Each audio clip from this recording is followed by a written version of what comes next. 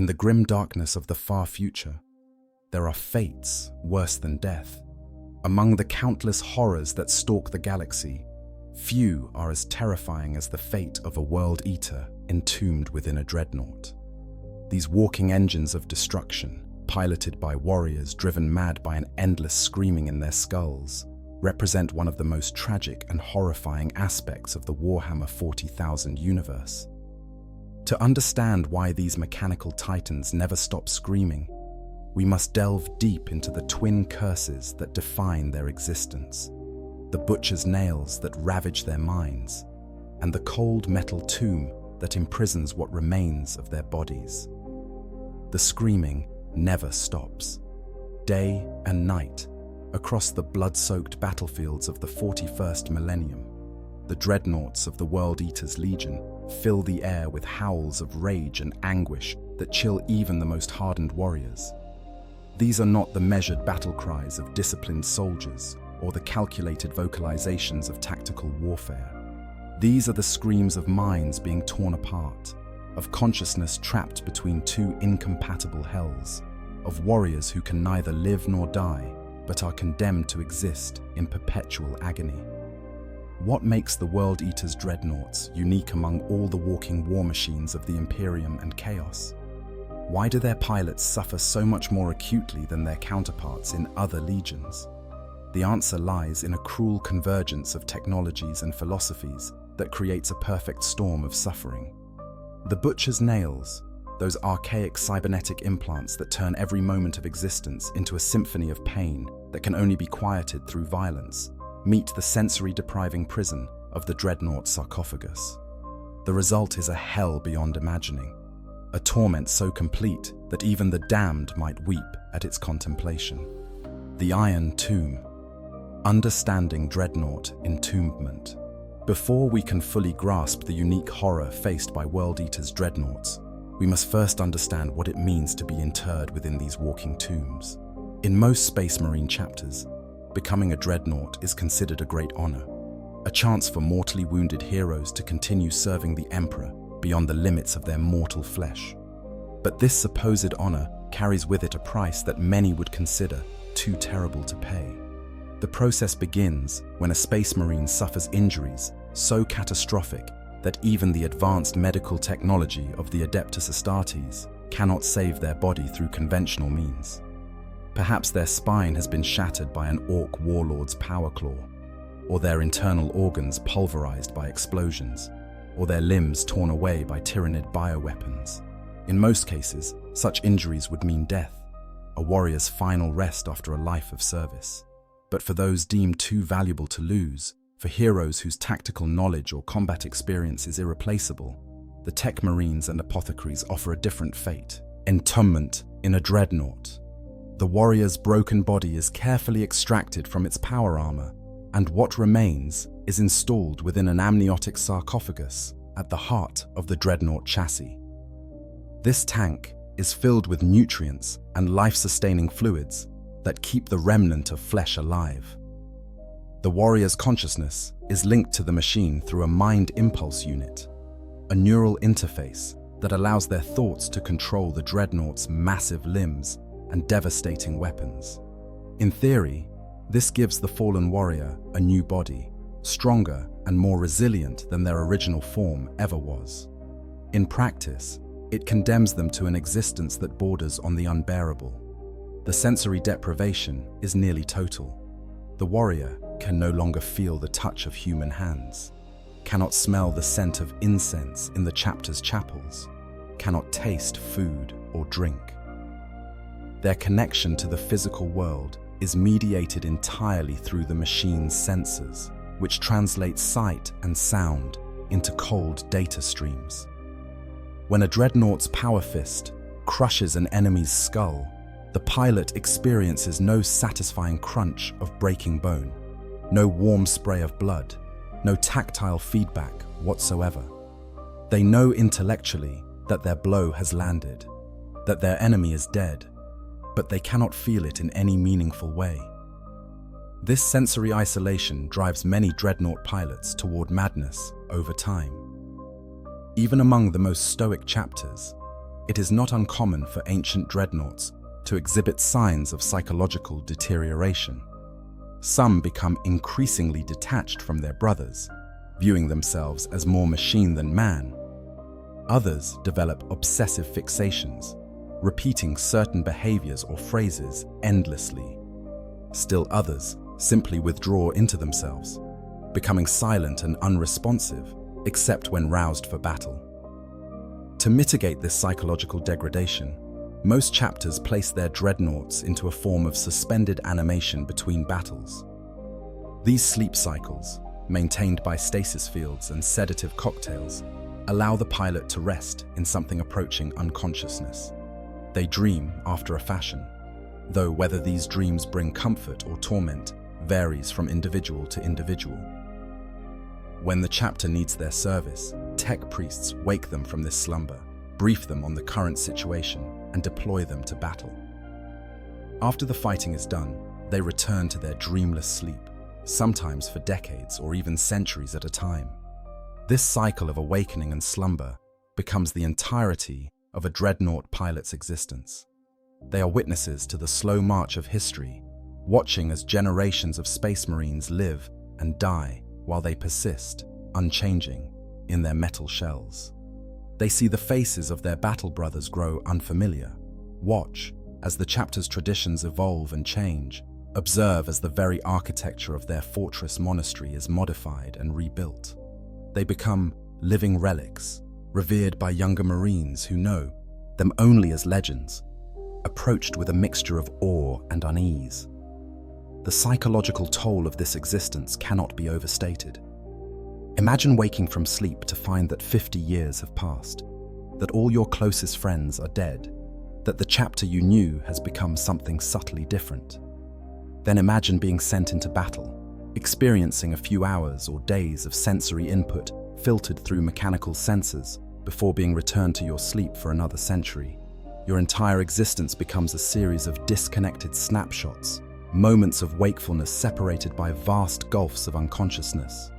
You lose track of who you were, of what it felt like to be truly alive. Your identity erodes, worn away by the endless cycle of sleep and war. For most dreadnought pilots, this gradual erosion of self is mitigated by the periods of rest between deployments. The sleep is a mercy, a respite from the isolation and sensory deprivation. But what happens when that mercy is denied? What becomes of a consciousness trapped in the metal tomb without the relief of unconsciousness, forced to remain awake and aware for years or decades at a time, experiencing nothing but the cold darkness of the sarcophagus and the maddening absence of physical sensation? This is where the true horror begins, and it sets the stage for understanding the unique torment of the World Eaters. The Butcher's Nails, a technology of torment. To understand the hell inhabited by World Eaters, Dreadnoughts, we must examine the other component of their suffering, the Butcher's Nails. These archaic cybernetic implants, forced upon the World Eaters Legion by their Primarch Angron, represent one of the cruelest technologies ever inflicted upon the Space Marines. They are devices of torture, masquerading as combat enhancement, tools that grant power at the cost of humanity itself. The Butcher's Nails were not originally designed by the Imperium, or even by the ancient human civilizations of the dark age of technology. They were relics of Nuceria, a brutal world where the technology was used to create gladiators for the entertainment of the ruling classes. The procedure involved the surgical implantation of numerous cybernetic cables and implants directly into the subject's brain, creating a web of artificial neural pathways that fundamentally altered how the brain processed sensory information and emotional responses. The device works by hijacking the brain's pain and pleasure centers, systematically rewiring them into a single, unified response. Every sensory input, every emotional experience, every moment of existence is transformed into pain. Sight becomes pain. Sound becomes pain. The beating of your own hearts becomes pain. The implants replace critical portions of the brain's emotional processing centers, including the limbic lobe and insular cortex, the very structures that allow humans to experience joy, contentment, peace, and all the subtle gradations of emotion that make life worth living. In their place, the butcher's nails offer only one reprieve: violence. When the implanted warrior engages in combat, when they spill blood and take life, the nails provide a brief respite from the constant agony. The pain doesn't disappear entirely, but it diminishes, becoming bearable for precious moments. This creates a horrifying addiction, a desperate need to kill that eclipses all other desires. The warrior becomes a slave to their own augmentations, driven to seek out combat, not for glory or duty, but simply to escape the unbearable torture of existing without violence. The original butcher's nails implanted in Angron were particularly devastating. They were slowly killing him, eating away at his brain tissue, causing progressive neurological damage that would eventually result in his death. The Emperor himself examined these implants and concluded that they could not be safely removed, that attempting to extract them would kill Angron immediately. They had grown too deeply into his brain, replacing essential structures with their own artificial systems. Angron was kept alive by the very device that was slowly destroying him, trapped in a body that was both prison and executioner. When Angron became Primarch of the 12th Legion, he demanded that his sons receive the same augmentation. The tech marines and apothecaries of the Legion attempted to create replicas based on Angron's implants, though these copies were crude compared to the original Dark Age technology. The early attempts at implantation had a 100% fatality rate. Every single Space Marine who received the nails died on the operating table, their enhanced physiology unable to withstand the traumatic rewiring of their neural architecture. But Angron persisted, driven by a twisted desire to share his suffering with his sons, to make them understand the pain he endured every moment of his existence. Eventually, the Legion's surgeons developed a version of the nails that could be implanted with a reasonable survival rate. These modified implants were less lethal than the originals, lacking the progressive degenerative effects that were slowly killing Angron. But they retained the essential horror of the technology, the transformation of all sensation into pain, the addiction to violence, the destruction of everything that made the warrior human. The effects on the World Eater's Legion were catastrophic. Warriors who had once been disciplined soldiers, capable of complex tactics and strategic thinking, devolved into frenzied berserkers. Their capacity for joy vanished. Their ability to form meaningful emotional connections withered. They could no longer experience the satisfaction of a mission accomplished, the warmth of brotherhood, the quiet contentment of meditation or prayer. Every moment of peace became torture. The only time they felt anything approaching relief was when they were killing, when their chain axes were tearing through enemy flesh, when blood was flowing and skulls were being claimed. This transformation horrified many within the Imperium. The Emperor himself eventually forbade the practice of implanting the nails, ordering Angron to cease the augmentation of his legion. But the damage was already done. The vast majority of World Eaters had received the implants, and those who hadn't were increasingly marginalized within the Legion. The character of the entire force had changed, shaped by the constant agony and the desperate need for violence that defined every nailed warrior's existence. The World Eaters became known for their savage brutality, for battles where they would slaughter friend and foe alike in their frenzy. They were deployed to the most brutal grinding conflicts, where their berserker fury could be channeled against enemies too numerous or too entrenched for conventional tactics. They became the Emperor's executioners, the force sent in when total annihilation was required. But this came at a terrible cost. The Legion's culture eroded. Their ability to function as a cohesive military force diminished. They became as much a danger to their allies as to their enemies.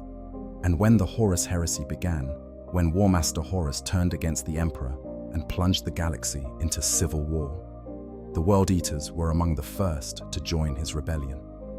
For warriors who experienced every moment of peace as torture, who lived only for the next battle, the War Master's promise of endless war was irresistible. They threw themselves into the heresy with savage enthusiasm, reveling in the opportunity to indulge their violence without restraint. But even among all this suffering, even in a legion defined by constant pain and the need for violence, there were depths of torment yet to be plumbed. For those world eaters who suffered catastrophic injuries, for those who might have died but were instead condemned to entombment in dreadnoughts, a new and more terrible hell awaited. The convergence of curses. Nails meet tomb. Now we come to the heart of our examination, the terrible collision that creates the unique agony of World Eater's dreadnoughts. Imagine, if you will, the two hells we have described. The sensory deprivation of the dreadnought sarcophagus, where all physical sensation is stripped away and replaced with cold mechanical data, and the butcher's nails, which transform every sensation into pain and can only be quieted through acts of violence. What happens when these two incompatible torments are forced to coexist within a single consciousness? The result is a form of suffering so profound that it defies easy description. The warrior's butcher's nails continue to function after entombment. The cybernetic implants remain embedded in what's left of their brain, still firing their pain signals, still transforming every moment of existence into agony. But now the warrior is trapped in a metal shell that denies them the very sensations the nails are trying to corrupt. They cannot feel their hands because they no longer have hands. They cannot feel their feet touching the ground because they have no feet.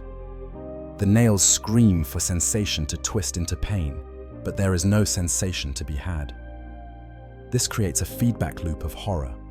The nails, deprived of normal sensory input, amplify their own signals. The pain doesn't diminish in the absence of sensation. It intensifies, becoming a howling void that fills the entirety of the warrior's consciousness. Imagine a constant, unbearable agony with no source and no location. It is not pain in your arm or your leg or your head. It is pain that exists everywhere and nowhere simultaneously. A suffering that has no physical component, but is nonetheless utterly real and completely overwhelming. The only relief, as always, comes through violence. When the dreadnought's weapons fire, when its power fist crushes enemy armor, when its assault cannon tears through flesh and bone, the nails quiet momentarily. But the satisfaction is hollow and fleeting. The dreadnought pilot cannot feel the recoil of their weapons. They cannot smell the cordite or the blood. They experience the violence only as abstract data, as visual confirmation of targets eliminated and tactical objectives achieved. It's like trying to satisfy hunger by looking at pictures of food, attempting to quench thirst by reading about water. The need remains, growing stronger with each passing moment, but the means to truly satisfy it have been stripped away. Between battles, the torment becomes unbearable. Most dreadnought pilots are granted the mercy of sleep, placed into stasis between deployments. But what about those who are denied this mercy? What happens to a World Eater dreadnought left awake in the darkness between wars? This is where we must examine the unique cruelty practiced by the World Eater's Legion in their treatment of dreadnoughts. Unlike other legions that developed sophisticated protocols for maintaining their ancient warriors' psychological health, the World Eaters took a different approach.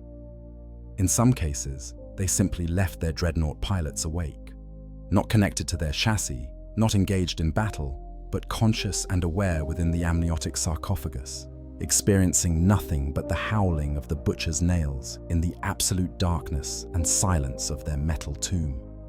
Why would they do this? The reasoning, such as it is, stems from the World Eater's fundamental philosophy and the effects of the butcher's nails on their thinking.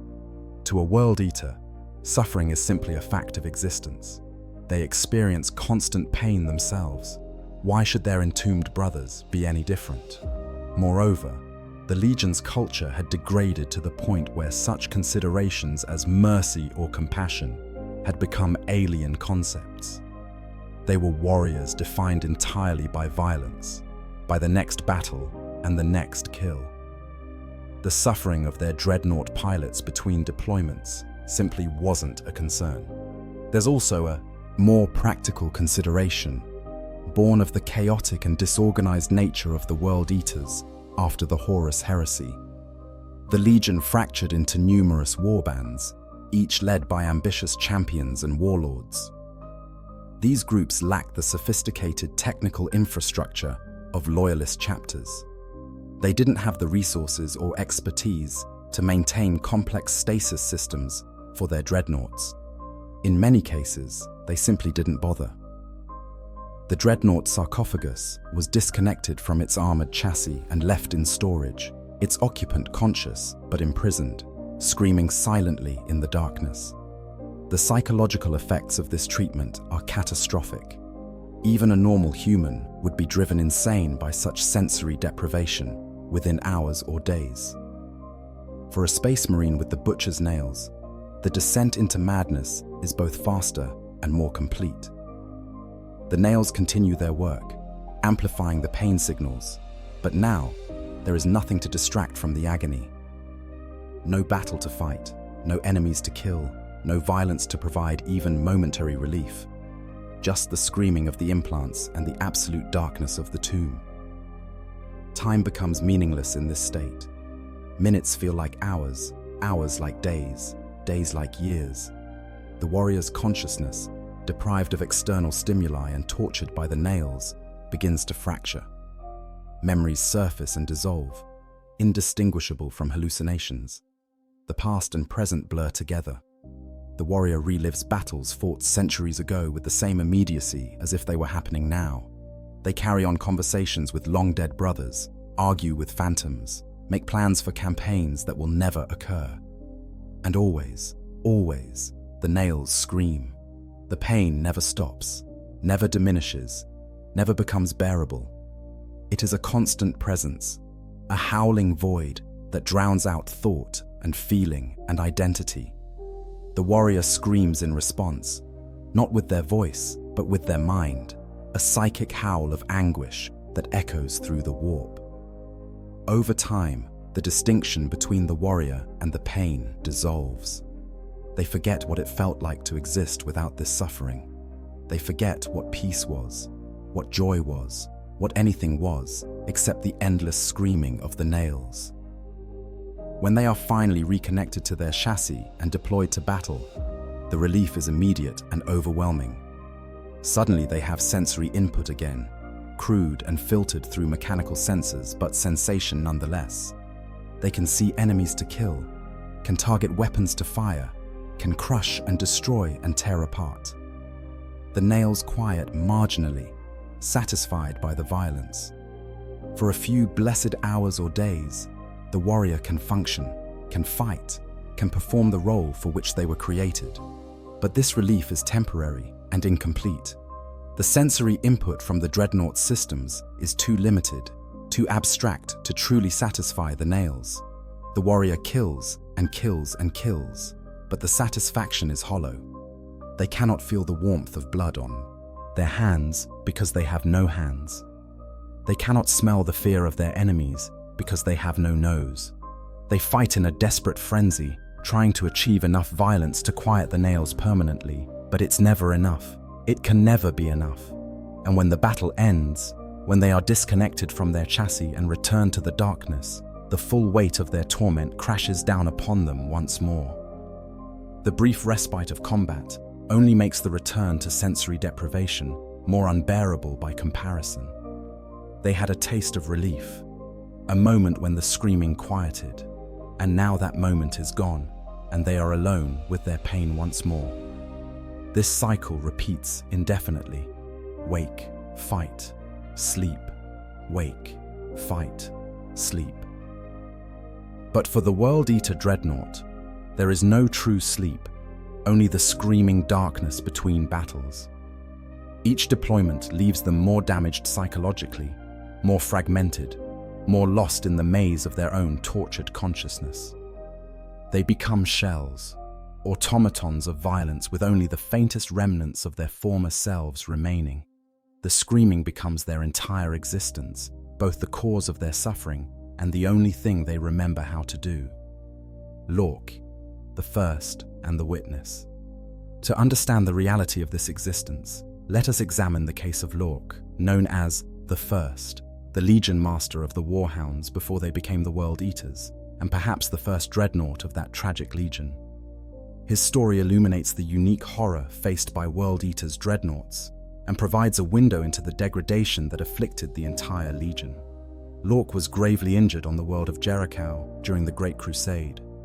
The specifics of his injuries are lost to history, but they were severe enough that his body could not be saved by conventional means. He was interred within a Contemptor pattern dreadnought, one of the most advanced and sophisticated dreadnought chassis available during that era. This happened before the discovery of Angron, before the Legion renamed itself the World Eaters, when they were still the Warhounds, a disciplined and effective fighting force. Here we see the first crucial detail. Lork never received the butcher's nails. He was entombed before Angron began the program of implanting his entire legion with the devices. His dreadnought status actually protected him from receiving the nails later, as the surgical procedures required for implantation were incompatible with his already extensively modified neural architecture. This made Lork unique among the World Eaters. He was one of the few who retained the capacity for emotions beyond rage, who could still experience something resembling peace. This should have been a blessing, but it became a curse of a different kind. Lork was forced to watch as his legion transformed around him. The warhounds he had known and led, disciplined warriors who fought with tactical acumen and strategic brilliance, devolved into the frenzied berserkers of the World Eaters. He saw his brothers lose their humanity piece by piece, saw them become slaves to the nails, saw their entire existence reduced to the desperate pursuit of the next kill. During the Genna massacre, when Angron was forcibly installing the butcher's nails throughout the Legion, Lork was awakened by Centurion Mago. Mago feared what Angron was doing to the Legion and sought Lorca's help in stopping the Primarch. Lorca participated in this rebellion, standing with those who still remembered what the Legion had been before Angron's arrival.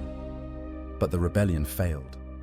When Mago was killed by Khan, Lorca bent the knee to Angron, accepting the new reality of his legion.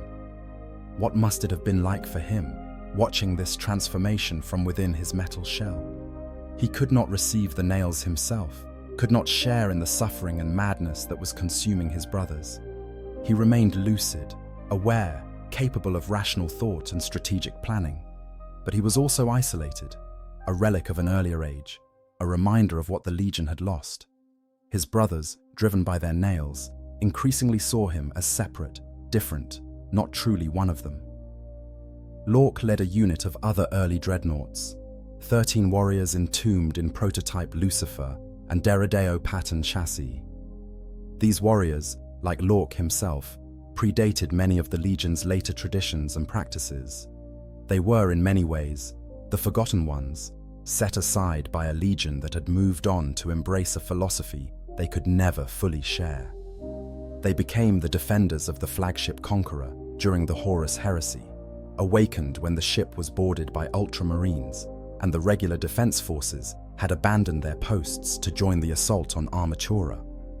The horror Lork experienced was different from but no less profound than that of his nailed brothers who would later be entombed. He watched the slaughter at Istvan III, where the World Eaters murdered their own brothers, loyalists who refused to join Horus's rebellion. This betrayal horrified him more than anything else. He had been Legion Master of the Warhounds, had led these warriors, had fought beside many of them for decades. Now he was forced to watch as they turned on their own, as the bonds of brotherhood that had defined the Legion dissolved in blood and madness. His final battle came during the Shadow Crusade, when the Conqueror was boarded by Ultramarines. Lork and his 13 dreadnought brothers defended the ship, fighting against loyalist Space Marines who had once been fellow servants of the Emperor. During this battle, Lork confronted Lorga Aurelian, Primarch of the Wordbearers, engaging the Psyker Primarch in combat. He was ultimately defeated when Angron, in the throes of his transformation into a demon Primarch, saved Lorgar from Lork's attacks. Even in this moment, Lorca's tragedy deepened. He witnessed Angron's ascension to daemonhood, saw his Primarch transformed into a creature of the warp, a monster who embodied everything the old warhounds had fought against. The legion he had known was gone, replaced by something unrecognizable. And Lork, trapped in his metal shell, could do nothing but watch and fight, and eventually be destroyed. Lork's story illustrates the broader tragedy of the World Eater's Dreadnoughts. Even without the Butcher's nails, entombment in a Dreadnought brings profound suffering and isolation. The sensory deprivation, the long periods of inactivity, the gradual erosion of identity over centuries, all of these take their toll. But Lork's lucidity also gave him a terrible gift: the ability to fully comprehend what had been lost, to understand the magnitude of the tragedy that had befallen his legion. For those World Eaters who did receive the nails before entombment, Lork's fate would have seemed merciful by comparison. They lacked his clarity, his capacity for understanding, but they suffered far more acutely in other ways.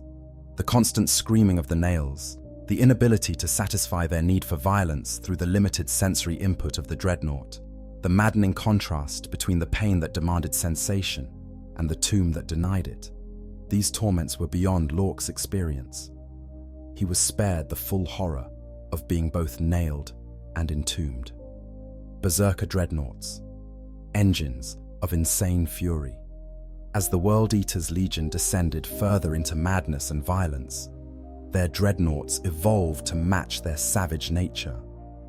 These became known as Berserker Dreadnoughts, walking engines of destruction optimized for close combat and designed to be unleashed in suicidal charges into the heart of enemy formations.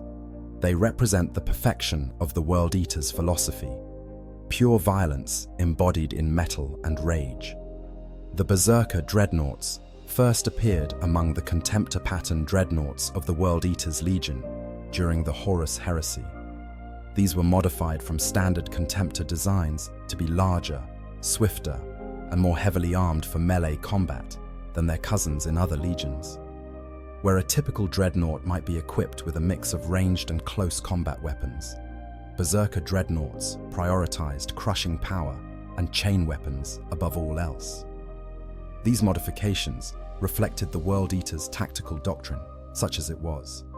They had little use for the careful, measured approach favored by other legions. They did not hang back and provide fire support. They did not conduct careful tactical advances. They charged directly into the enemy, chain axes roaring, seeking to close with the foe as quickly as possible. Their Dreadnoughts had to be able to keep pace with this frenzied assault, to lead the charge rather than support it from a distance. The typical Berserker Dreadnought was armed with massive chain weapons, oversized versions of the chain fists and chain axes used by regular World Eaters. These weapons were designed for a single purpose: to tear apart enemy vehicles and infantry with equal efficiency. They buzzed with savage energy, their adamantium teeth spinning at incredible speeds, capable of reducing power-armored warriors to component parts in seconds. The Dreadnoughts wielded these weapons with manic fury, hacking and slashing without technique or finesse, driven purely by the need to kill. Many Berserker Dreadnoughts also carried flamers or other short-range weapons, tools for clearing bunkers and fortifications, or simply for burning everything in their path. But the emphasis was always on close combat capabilities. These were not war machines designed for tactical flexibility or long-range engagement. They were designed to get close to the enemy as quickly as possible and then destroy everything within reach. The pilots of these machines suffered uniquely. Their Dreadnought chassis was optimized for the kind of close-quarters carnage that might, theoretically, provide some relief from the screaming of the Butcher's nails. They were equipped to engage in the kind of visceral, immediate violence that the nails craved. But the reality was far grimmer than the theory. Even when tearing apart enemy formations with their chain weapons, even when crushing skulls and rending armor, the pilots could not truly feel the satisfaction their nails demanded. The sensory feedback remained abstract and distant.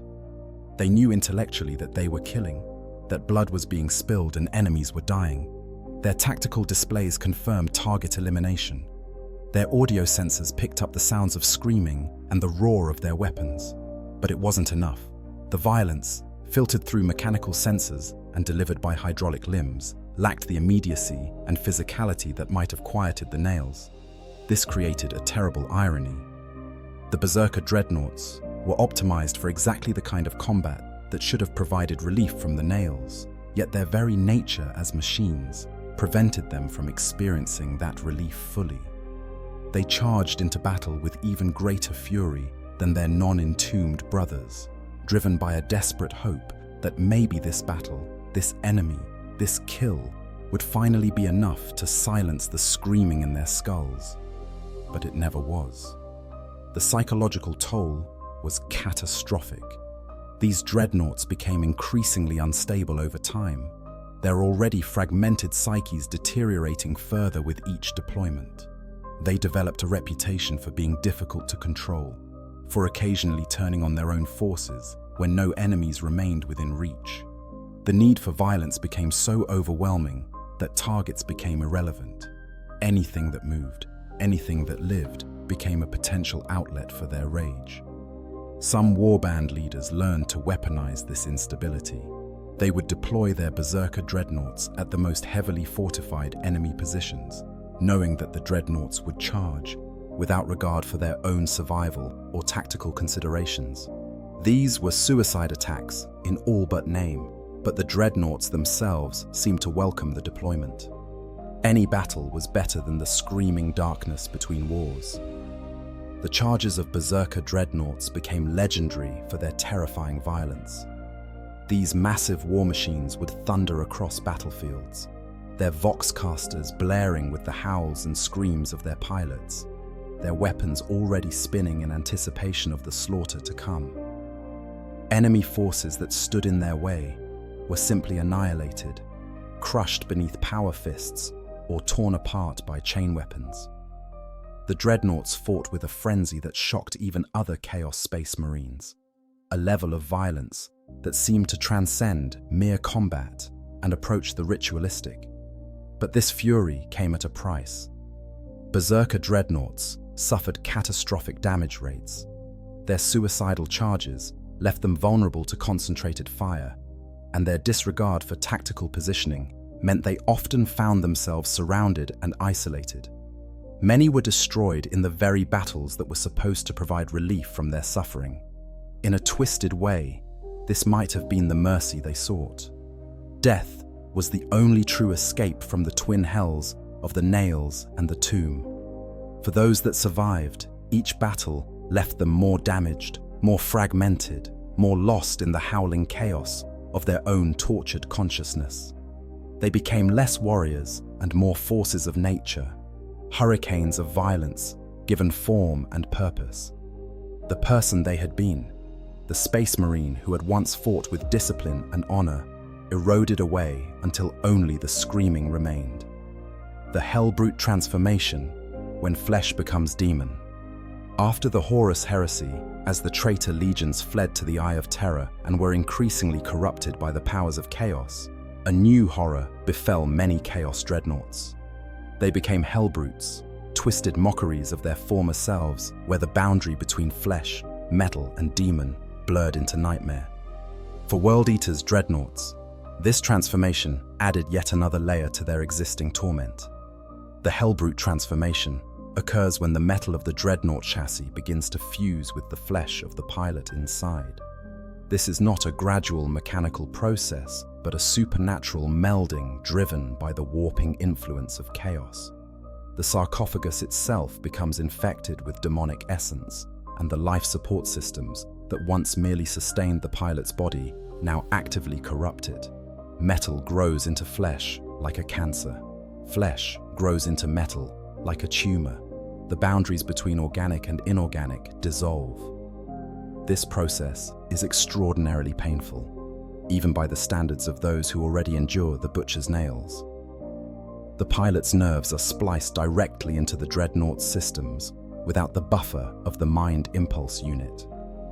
They feel everything the machine feels, every impact, every energy, discharge, every tremor and vibration. But their sensory processing has been so thoroughly corrupted that these sensations are rendered as pure agony. The Hellbrute feels pain when it moves, pain when it stands still, pain when its weapons fire, pain when they don't. For a World Eater, this transformation compounds their existing suffering geometrically. The Butcher's nails continue their work, but now they have new pathways to explore, new neural connections created by the fusion of flesh and machine. The nails spread their influence through these corrupted systems, turning every aspect of the Hellbrute's existence into torment. The pilot becomes trapped not just in a metal shell, but in a living prison that actively participates in their torture. The psychological effects are even more devastating than the physical ones. The Hellbrute transformation strips away the last vestiges of the pilot's humanity. They can no longer remember what it felt like to be merely a space marine, or even merely a dreadnought. Their identity becomes subsumed into the gestalt horror of the Hellbrute, until they can't distinguish where their mind ends and the machine begins, where their thoughts originate, and where the demonic corruption whispers its suggestions. Most Hellbrutes descend into complete madness within days or hours of the transformation. They become screaming whirlwinds of rage and hatred, attacking anything in their vicinity without discrimination. Between battles, they must be chained like rabid beasts to prevent them from tearing apart their own warband. The sarcophagus is sometimes disconnected and dragged away from the armored shell, left to lie inert and seething in darkness, while the Hellbrute's pilot howls in impotent fury. For World Eaters, Hellbrutes, this treatment mirrors what many of them experienced even before the transformation. They were already left awake and aware between battles, already screaming in the darkness, already driven to madness by the combination of the nails and sensory deprivation. The Hellbrute transformation simply makes their external appearance match their internal reality. They were always monsters of rage and pain. Now their bodies reflect this truth. When a World Eater's Hellbrute is deployed to battle, the results are catastrophic for anyone nearby, ally or enemy. These twisted war machines charge forward with abandon, their weapons firing wildly, their power fists crushing anything within reach. They fight with a fury that surpasses even that of regular berserker dreadnoughts, driven by pain so intense that death seems a preferable alternative. They welcome enemy fire, almost seem to seek it out, hoping that maybe this time the damage will be sufficient to end their suffering permanently. But chaos is cruel, and Hellbrutes are remarkably difficult to kill. Their fused nature makes them resilient in ways that pure machines are not. Flesh regenerates where metal would be destroyed. Metal reinforces where flesh would fail. They absorb damage that would cripple or destroy a normal dreadnought and keep fighting, keep killing, keep screaming their rage and anguish to the uncaring heavens. The warband leaders who deploy World Eater's Hellbrutes do so with caution and calculation.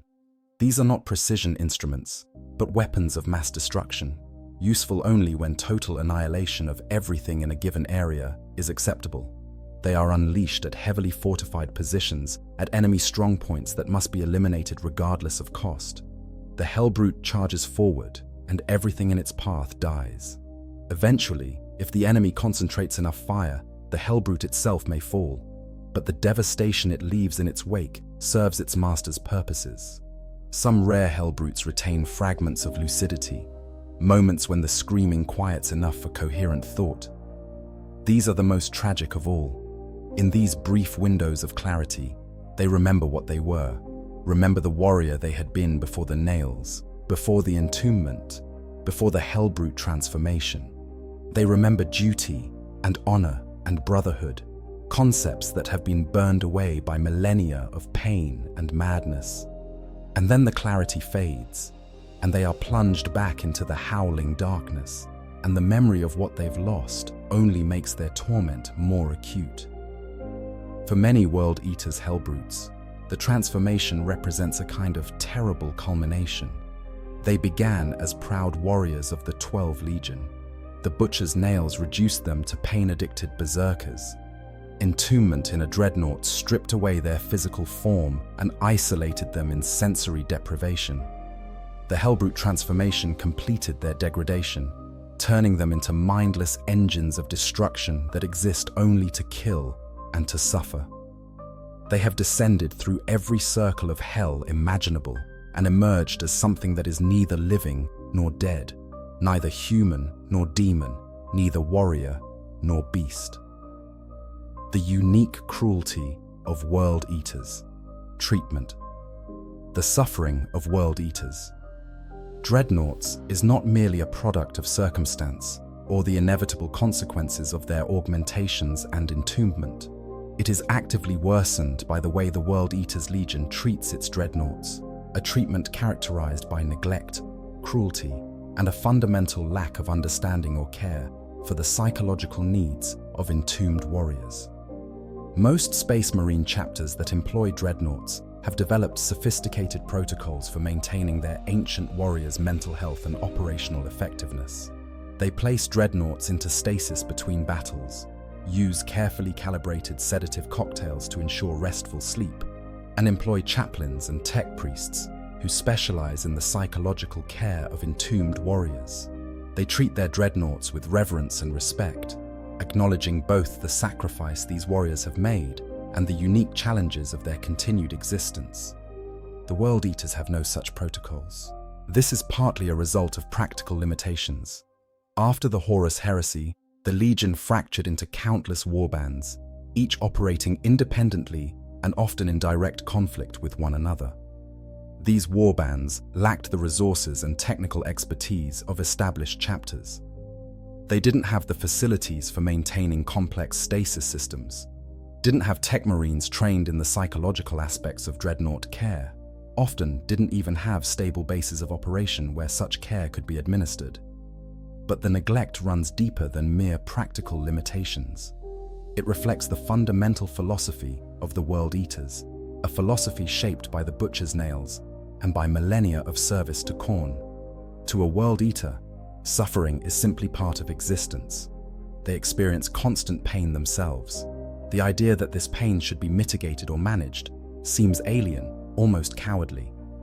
The strong endure suffering, the weak succumb to it. There is no middle ground, no acknowledgement that some forms of suffering serve no purpose beyond torture. This worldview extends to their treatment of dreadnoughts. In some warbands, the dreadnought pilots are simply left awake when their sarcophagus is disconnected from the chassis. They remain conscious, aware, experiencing nothing but the screaming of the butcher's nails in the absolute darkness and silence of their tomb. This isn't done out of malice exactly, but out of sheer indifference. The warband leaders don't consider the psychological state of their dreadnoughts to be relevant to their effectiveness in battle. When enemies need to be killed, the dreadnoughts are deployed. Between battles, what happens to them simply doesn't matter. The Emperor's Children, another Chaos Legion, keeps their dreadnought pilots in a drugged haze between deployments. This is its own form of cruelty, but at least it acknowledges that the entombed warriors need some form of management between battles. The World Eaters don't even offer this dubious mercy. They leave their pilots awake and aware, stewing in their own madness and pain until they're needed again.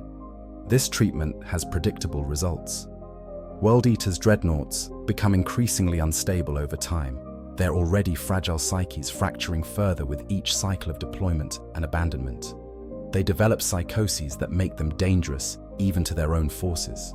Some refuse to follow orders, charging at whatever targets they prefer rather than those designated by their commanders. Others simply shut down, their consciousness retreating so far into itself that they become unresponsive, even when deployed to battle. Warband leaders respond to this instability not with attempts at treatment or management, but with brutality. Uncooperative dreadnoughts are punished, though what form these punishments take is unclear. How do you punish a being that already exists in a state of maximum suffering? Some accounts suggest dreadnoughts are left, disconnected for extended periods as punishment, sometimes years or decades, their pilots screaming unheard in the darkness. Others hint at more esoteric torments involving sorcery or demonic possession, though details are fragmentary and unreliable. The chaos of World Eater's organization also means that dreadnoughts are sometimes simply forgotten. A warband leader is killed in battle, and his successor may not even know that the previous leader possessed dreadnoughts in storage. The sarcophagi sit in the holds of chaos vessels or in forgotten corners of base fortifications, their occupants conscious but helpless, unable to communicate their presence, unable to free themselves. They scream in the darkness, and no one hears, and no one comes, and time loses all meaning as centuries pass in agony. When these forgotten dreadnoughts are eventually rediscovered, they are often so thoroughly mad that they attack immediately upon activation, indiscriminately killing anyone nearby before being destroyed or subdued. The new warband leaders learn of their existence only through the casualties they inflict, and the cycle begins again: deployment, abandonment, madness, rediscovery, violence. There's also a more sinister aspect to how some World Eaters treat their dreadnoughts. Entombment is sometimes used as a punishment. A warrior who has failed an appointed task, but had the temerity to survive, might find themselves forced into a dreadnought sarcophagus. A rival to a warband leader's power, too popular or too skilled to simply kill, might be removed from play by entombment.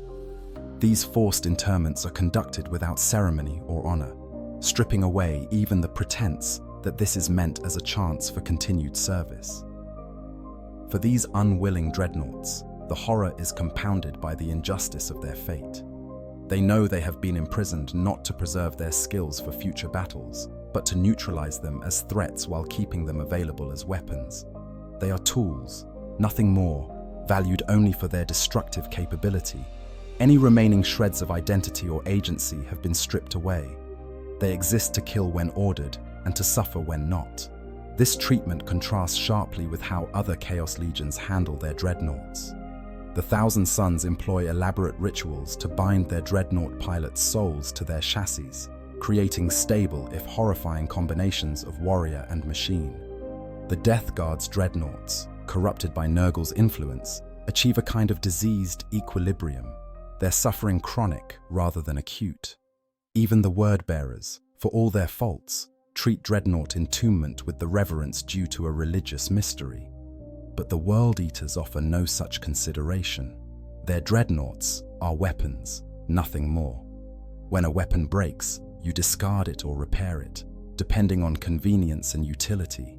You don't consider its feelings. You don't worry about its psychological state. And when that weapon was never particularly stable to begin with, when its very nature involves a fundamental incompatibility between the butcher's nail's demand for sensation and the dreadnought's sensory deprivation, instability and madness are simply accepted as operational parameters. The eternal scream, synthesis of suffering. Now we can fully understand why World Eaters' dreadnoughts never stop screaming. Their torment is not a single thing, but a convergence of multiple horrific factors, each amplifying and compounding the others into a whole far more terrible than the sum of its parts. The butcher's nails form the foundation of their suffering.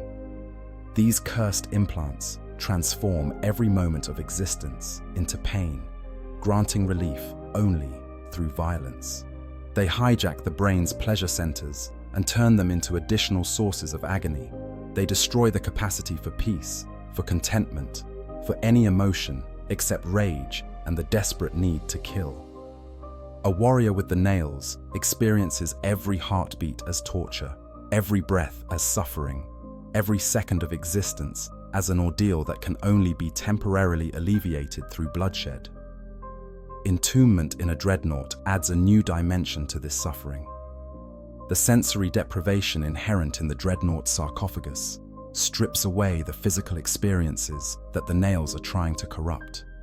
The warrior can no longer feel their hands, their feet, their body. They exist as a consciousness floating in darkness, connected to the world only through cold mechanical sensors. For a normal dreadnought pilot, this is terrible enough. For one with the butcher's nails, it creates a feedback loop of horror where the implants scream for sensation to twist into pain, but no sensation exists to be twisted. The violence that should provide relief becomes hollow and unsatisfying. When the dreadnought crushes enemies beneath its power fist or tears them apart with chain weapons, the pilot knows intellectually that they are killing, but they cannot feel it in any meaningful way.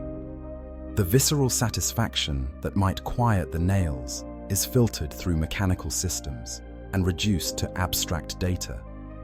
It's like trying to satisfy starvation by looking at pictures of food, or quench thirst by reading about water. The need remains, growing stronger, but the means to truly satisfy it have been stripped away. The World Eater's unique treatment of their dreadnoughts exacerbates these fundamental incompatibilities. Where other legions might mitigate the suffering through careful management and periods of unconsciousness, the World Eaters simply leave their pilots awake between battles.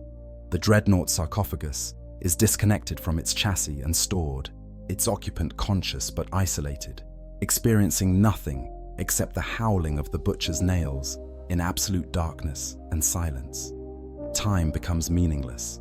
Madness is inevitable. The warrior's psyche fragments and dissolves, leaving only the screaming. When chaos corruption transforms a dreadnought into a hellbrute, it adds supernatural horror to this already unbearable situation.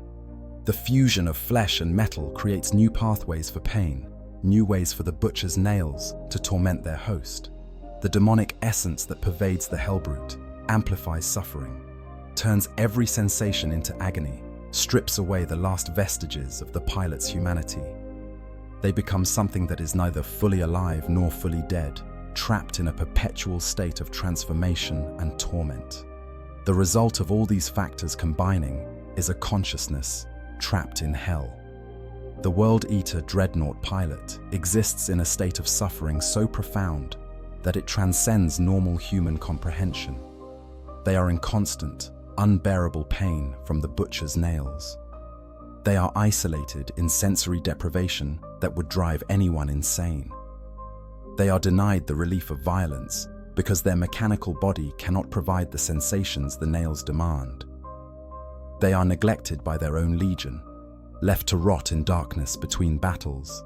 If they survive long enough, they may be corrupted into hellbrutes, adding supernatural torture to their existing agonies.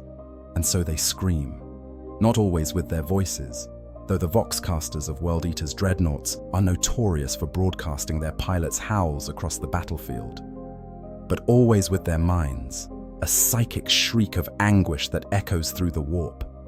They scream because screaming is all they have left, the only response remaining to suffering that has stripped away everything else they once were.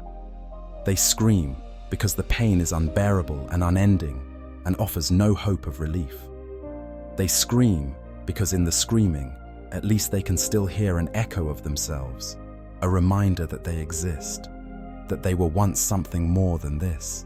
The screaming becomes their entire identity. They forget what they screamed about, forget what pain felt like before it became everything, forget what silence was or what peace might have been. They exist only to scream and to kill, and when they kill, it provides no satisfaction, and so they scream louder, and the cycle continues forever and ever, until finally destruction comes as the only true mercy. This is the fate of the World Eater's dreadnoughts. Not honored ancients granted continued service through mechanical resurrection, but tortured prisoners condemned to an eternity of suffering that serves no purpose beyond the infliction of pain. They are victims of their legion's philosophy, of the butcher's nails, of the cruel efficiency of dreadnought technology, of the indifference of their commanders, of the corrupting influence of chaos. They are, in many ways, the perfect embodiment of the World Eaters themselves. warriors destroyed by the very things that were supposed to make them stronger, slaves to suffering they cannot escape, screaming their rage and anguish into an uncaring universe that offers no hope of deliverance. Conclusion. The world. Eater's Dreadnoughts represent one of the most horrific fates in the Warhammer 40,000 universe, and that's saying something in a setting defined by its grimdark excess. They are the intersection of multiple forms of torture, the butcher's nails that turn existence into constant pain, the dreadnought tomb that strips away physical sensation, the neglect of their legion that denies them even the mercy of unconsciousness between battles, and often the chaos corruption that transforms them into hellbrutes and adds supernatural suffering to their existing agonies. They never stop screaming because the pain never stops. The butcher's nails continue their work, demanding violence to provide relief, but the dreadnought's limited sensory input cannot provide the visceral satisfaction the nails require. They are trapped in a feedback loop of suffering, seeking relief that their very nature makes impossible to achieve. Each battle provides only the briefest, most hollow respite before they are returned to the darkness, where the screaming resumes and intensifies. Understanding their plight gives us insight into the broader tragedy of the World Eater's Legion. These were once honorable warriors, the warhounds who served the Emperor with distinction. The butcher's nails transformed them into berserkers. The Horus heresy turned them into traitors. The flight to the Eye of Terror corrupted them into servants of Khorne. And for those unlucky enough to survive catastrophic injuries, entombment in dreadnoughts created a hell that surpasses even the considerable suffering of their non-entombed brothers. The screaming of World Eater's dreadnoughts is a testament to the 40k universe's fundamental cruelty, a reminder that in the grim darkness of the far future, there are indeed fates worse than death. These warriors cannot die, cannot find peace, cannot escape the prisons of metal and pain that have become their entire existence. They can only scream and kill, and scream some more, forever trapped in a nightmare that offers no possibility of awakening. If you found this deep dive into the horrific lore of Warhammer 40,000 compelling, please like and subscribe to the channel. There are countless other dark corners of the 40k universe to explore, and I'll be bringing you more content examining the grimdark reality of humanity's fight for survival in the 41st millennium. Thanks for watching, and remember, in the grim darkness of the far future, there is only war and screaming.